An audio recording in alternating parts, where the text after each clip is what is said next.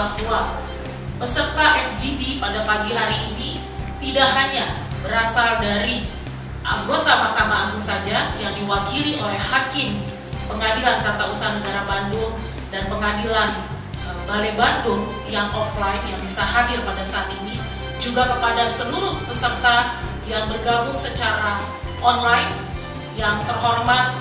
Di sini banyak ketua-ketua Pengadilan Tata Usaha Negara, ada PKP Tun Medan, Pak Ilhamto, selamat pagi. Kemudian ada KP Tun Jogja, Pak Herisman, dan banyak lagi ketua pengadilan yang sudah bergabung bersama kami. Laporan ini kami sampaikan, atas perhatiannya kami ucapkan terima kasih. Assalamualaikum warahmatullahi wabarakatuh. Selamat pagi. Harapan kami dengan banyaknya jumlah peserta yang hadir pada putaran kedua kali ini bisa memperkaya masalah pemikiran narasumber di FGD pada hari ini.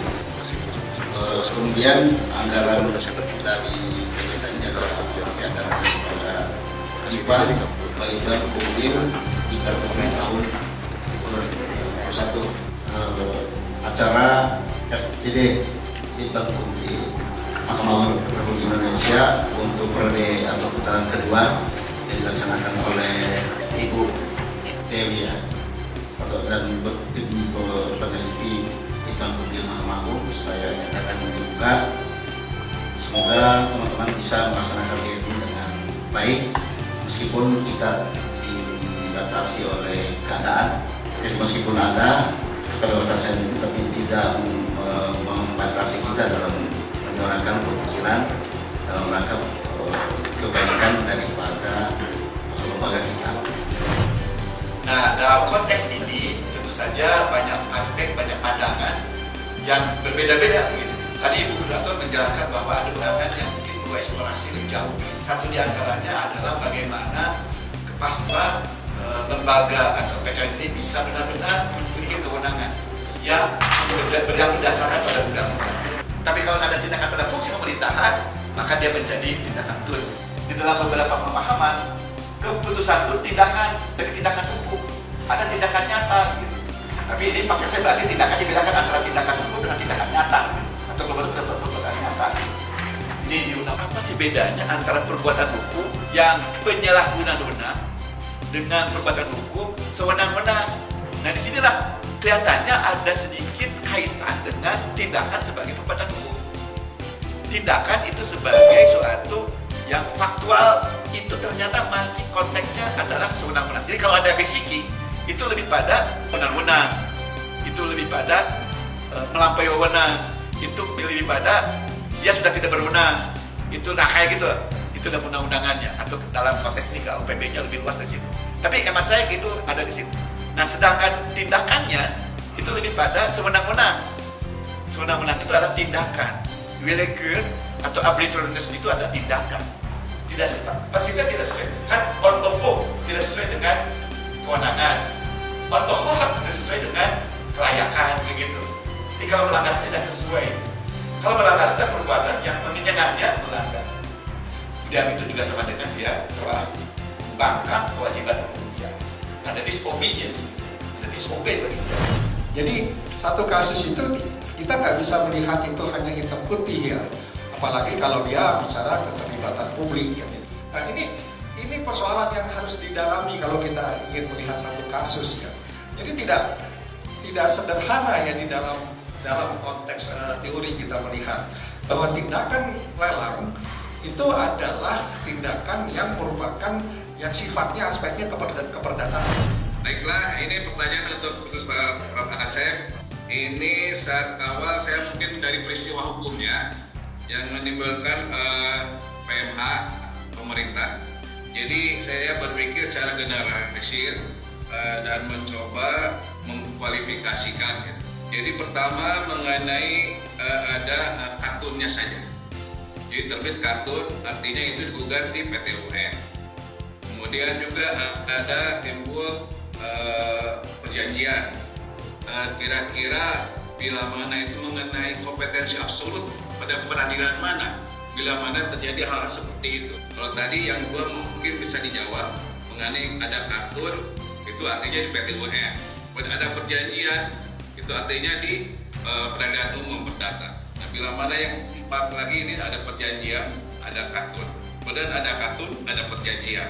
Nah ini di mana kompetensinya? Nah ketika ini terjadi pada kata Profesor lebih datang untuk uji beliau ini. Sepanjang dia ada perjanjian, maka otomatis dia menjadi kepala wilayah perdata. Jadi meleburlah gitu KKN-nya ke sana. Karena payung hukumnya, dasar hukumnya adalah perjanjian.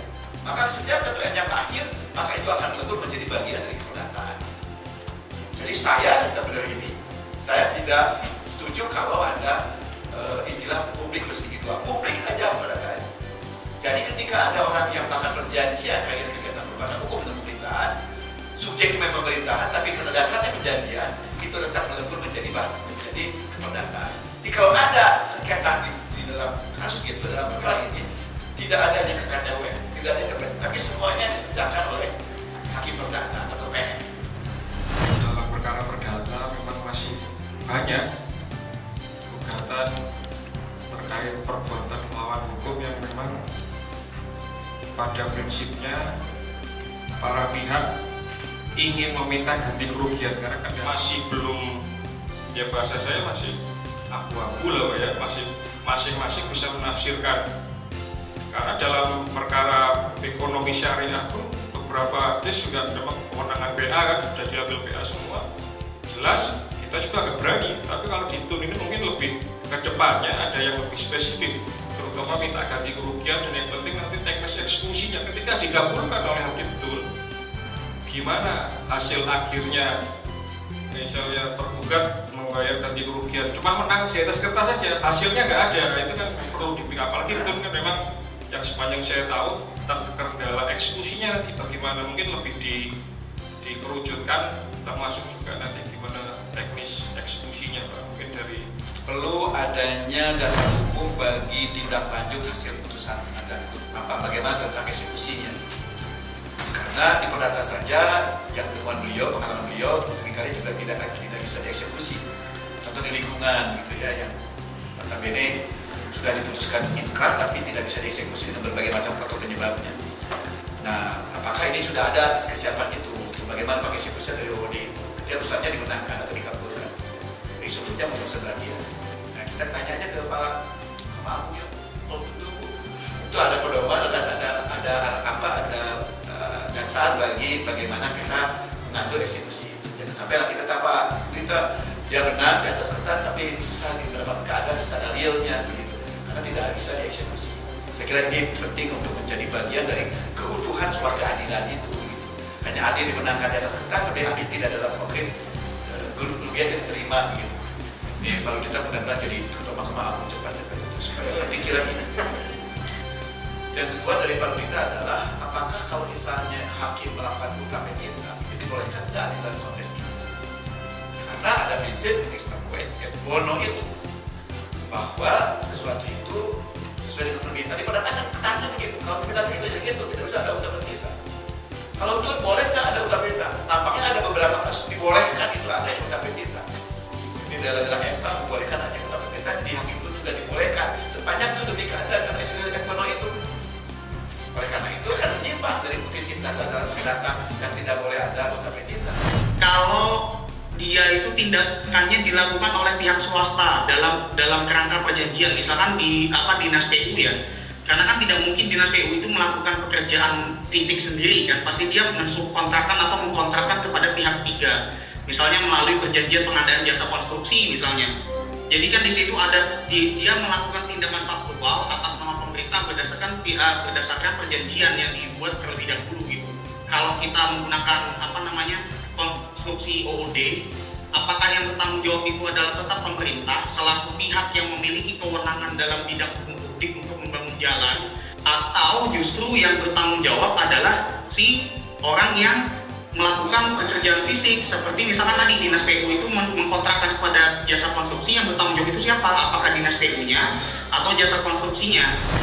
Yang tidak bisa membangun terus kemudian menyerahkan kepada pihak ketiga, dan pihak ketiga inilah kemudian yang melaksanakan pembangunan.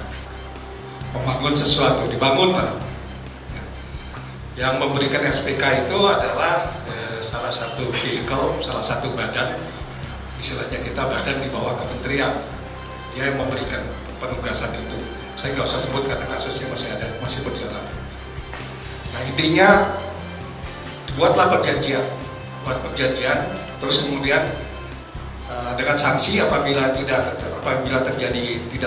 terjadi pemenuhan perjanjian itu diselesaikan di arbitrasi. Jadi istilahnya institusi itu atau negara harus membayar kerugian yang telah terjadi. Jadi harus memenuhi prestasinya. Dalam konteks gugatan CLS ini, apakah nanti hakim dari majelis di PT UN bisa memutus pemerintah melakukan tindakan tertentu sejauh apa, atau misalnya tadi kalau kata ganti rugi, memberikan ganti rugi sejauh apa kepada warga negara yang melakukan gugatan. Nah, misalnya gini, konteksnya kalau surat keputusan tata usaha negara biasanya kan memang ada sejak kapan diketahuinya. Jadi memang ini kan ada beberapa teori, tapi kebetulan kami sering menggunakan sejak diketahuinya. Nah, kalau konteksnya tindakan pemerintah yang tidak dilakukan tadi kan dia tidak ada jangka waktunya sejak kapan nih Prof dihitungnya? Nggak ada aturan secara jelas. Itu adalah gugatan masyarakat. Ya. Nah, gugatan masyarakat banyak muncul. Ya. Itu bisa di pengadilan perdata, itu juga ada. Tapi apakah pertanyaan saya, apakah dia akan mempunyai kekuatan eksekusi kan gitu? Apalagi kalau kemudian gugatan masyarakat itu menuntut jumlah tertentu. Ya. Karena kalau kita menuntut ganti kerugian itu harus dinyatakan siapa yang melakukan perbuatan melanggar hukumnya. Ya, itu kendalanya selalu ada di situ. Jadi dalam beberapa kasus yang saya inisiasi dalam arti sebagai narsum, gugatan masyarakat itu kecenderungannya itu sulit untuk direalisasi ya.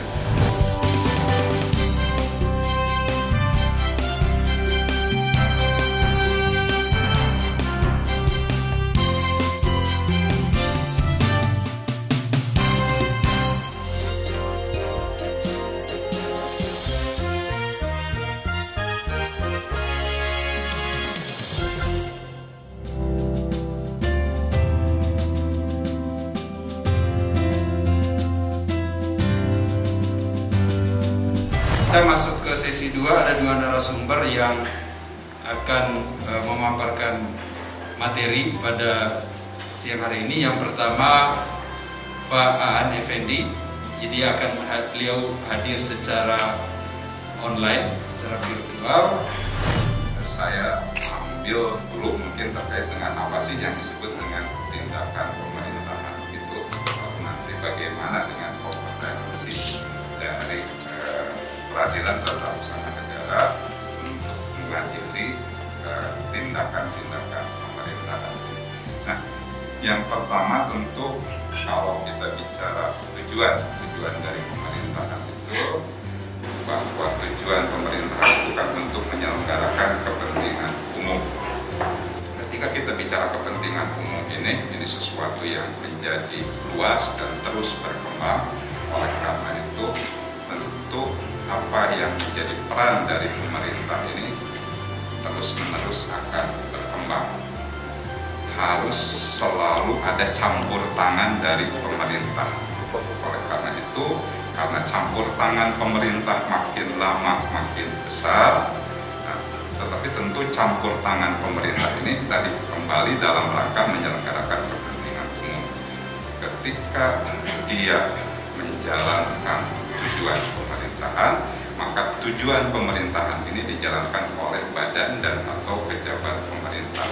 Nah, berarti kan sebetulnya kita mengikuti pengertian administrasi negara menurut negara-negara yang menganut sistem hukum common law.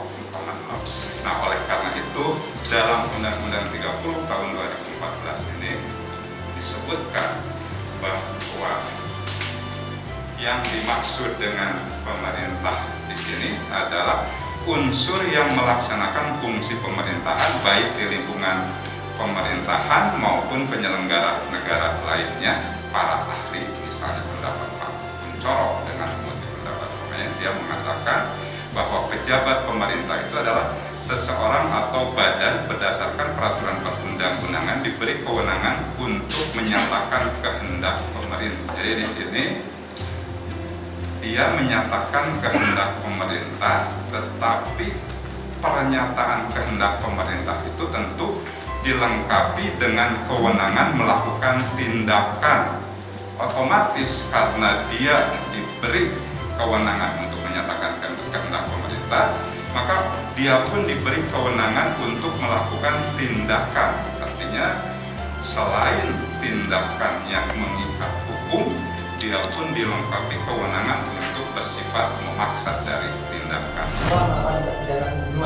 Yang menarik bagi saya itu argumentasi dari advokatnya terdakwa ini. Kontrak mendirikan negara. Ketika negara sudah terbentuk, hak orang sebagai penegak hukum untuk kepentingannya sendiri beralih kepada negara. Tapi beralihnya ini tidak penuh katanya dulu.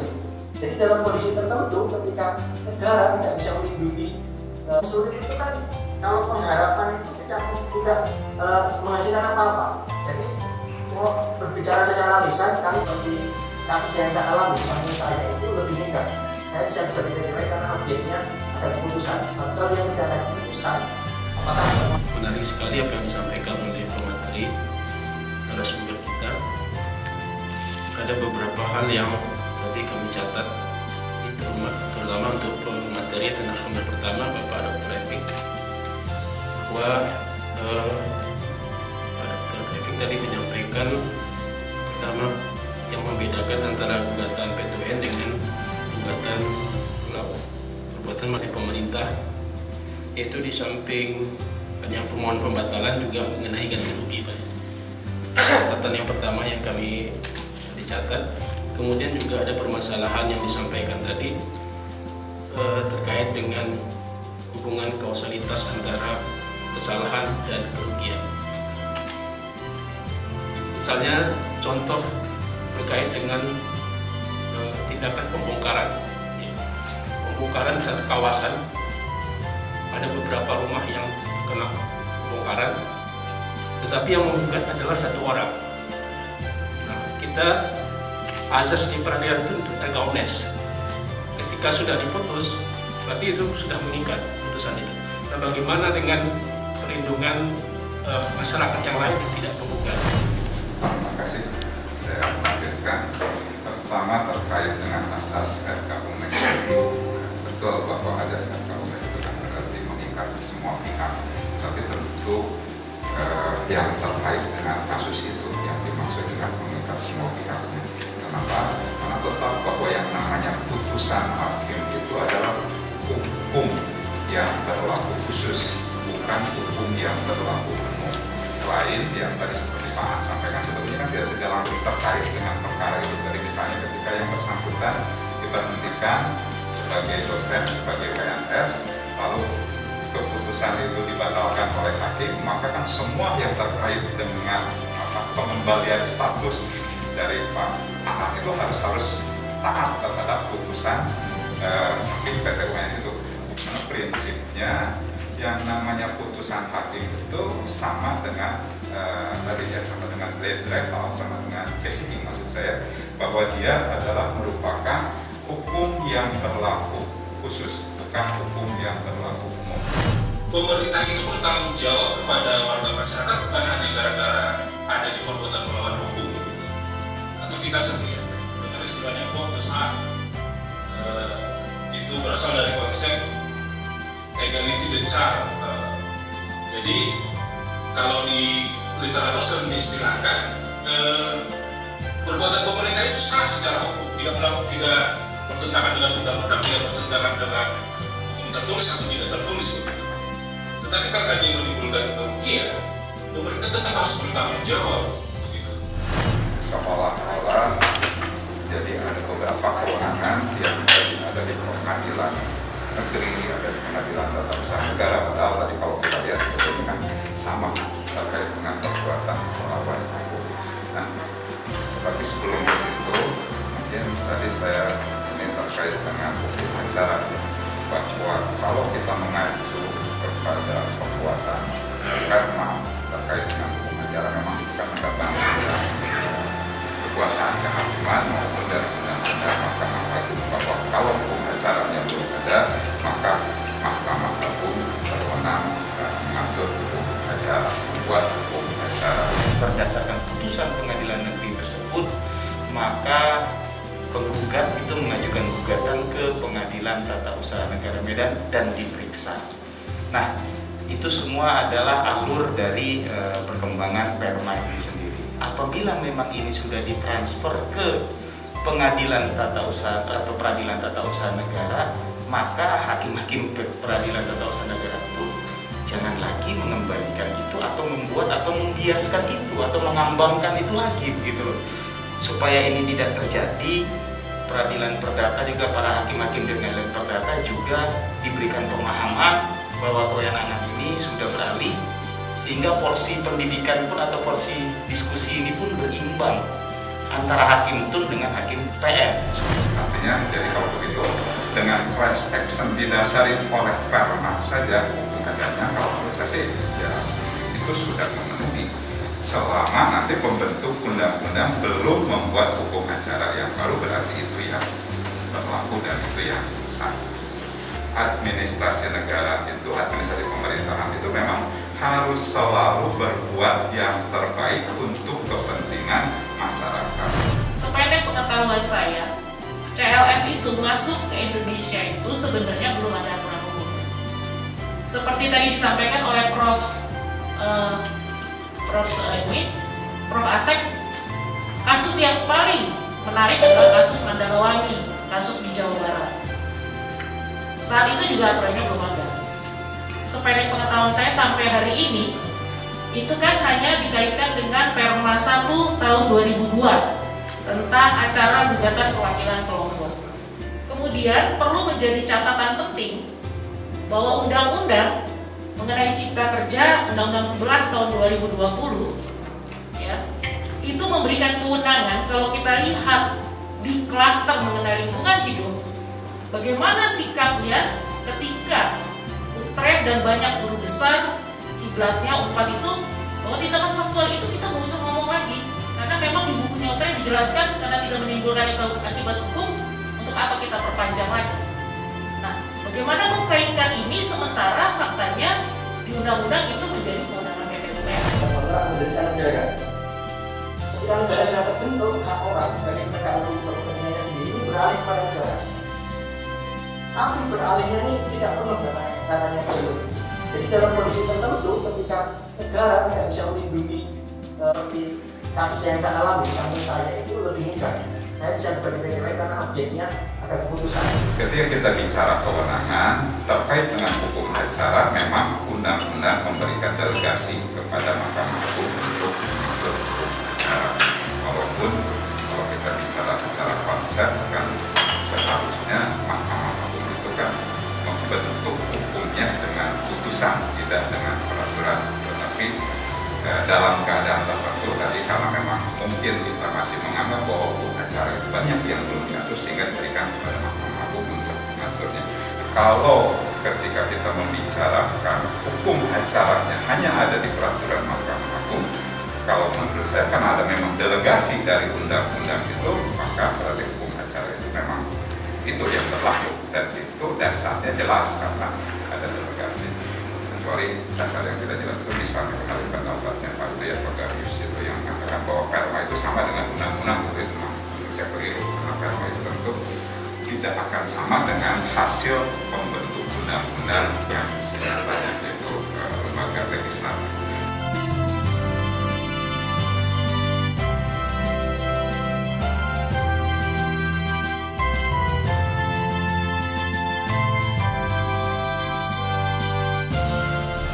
Perkembangan hukum di Indonesia memang pesat. Satu di antaranya adalah berkaitan dengan persoalan kewenangan.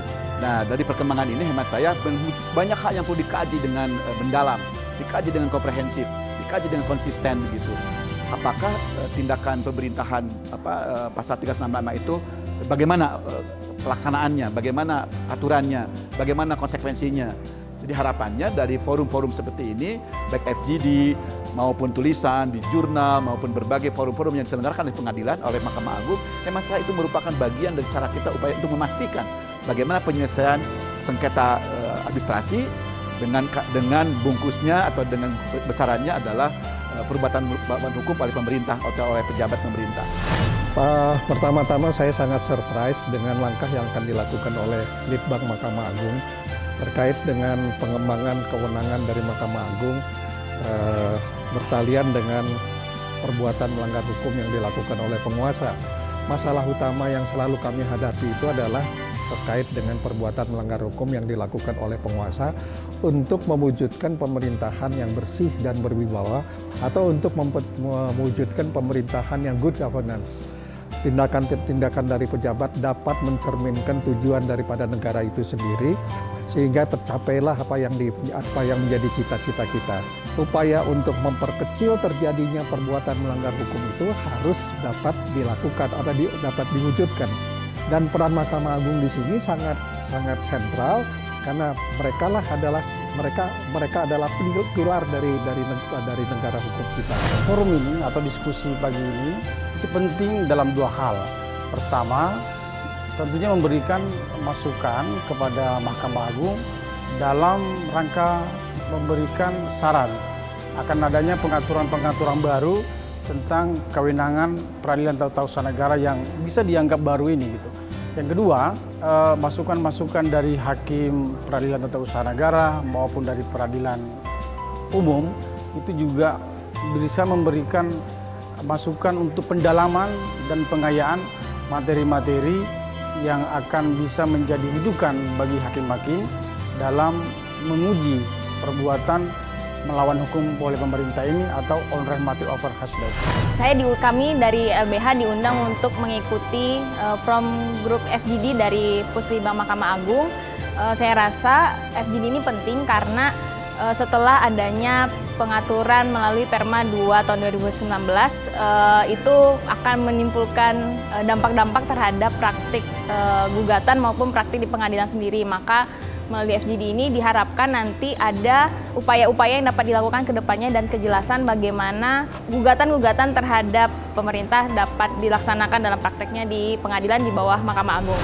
Apa yang disampaikan terkait dengan teori dan juga tentu praktis bagaimana mempraktekkan dari teori-teori ini sehingga bagi saya sangat-sangat luar biasa FGD ini baiknya dan tentu seharusnya diadakan lebih sering lagi oleh Mahkamah Agung dalam rangka memberikan pemahaman kepada para pengajar, para akademisi terkait dengan bagaimana praktek-praktek beracara di lembaga peradilan, khususnya di peradilan tata usaha negara. Saya Galang Reza Pahlevi dari mahasiswa Universitas Padjadjaran. Menurut saya, FGD tentang kewenangan pengadilan tata usaha dalam mengadili perbuatan melawan hukum oleh pemerintah ini sangat penting, mengingat perkembangan hukum saat ini sangat dinamis atau sangat berkembang. Sehingga dalam tataran akademis kita perlu tahu ketika perbuatan melawan hukum ini dialihkan kepada pengadilan tata usaha negara. Selamat sore, FGD hari ini adalah putaran kedua dari penelitian kami mengenai perluasan kewenangan peradilan tata usaha negara untuk mengadili perkara-perkara OOD atau tindakan pemerintahan. Pada hari ini kami bersyukur bahwa banyak pihak yang berpartisipasi, baik secara offline maupun secara online. Pada peserta offline, kami mendapatkan beberapa hakim dari PN Balai Bandung yang banyak memberikan masukan, baik oleh pengadilan tata usaha negara maupun dari LSM ataupun dari tim universitas. Peserta yang offline maupun yang online itu sangat baik. Dan kami bersyukur bahwa pada acara hari ini peserta tidak hanya dari hakim PT UN saja, tetapi juga dari hakim pengadilan negeri, dalam hal ini adalah PN Balai Bandung, ada 3 peserta, kemudian dari pihak LSM ada Ketua LBH Bandung dan juga dari Walhi. Kami bersyukur banyak masukan dan kami percaya bahwa semua ini akan memperkaya penelitian kami dan akan menghasilkan hasil yang baik, hasil yang untuk memperkuat mengenai kompetensi peratun di kemudian hari. Demikian, terima kasih. Mahkamah Agung.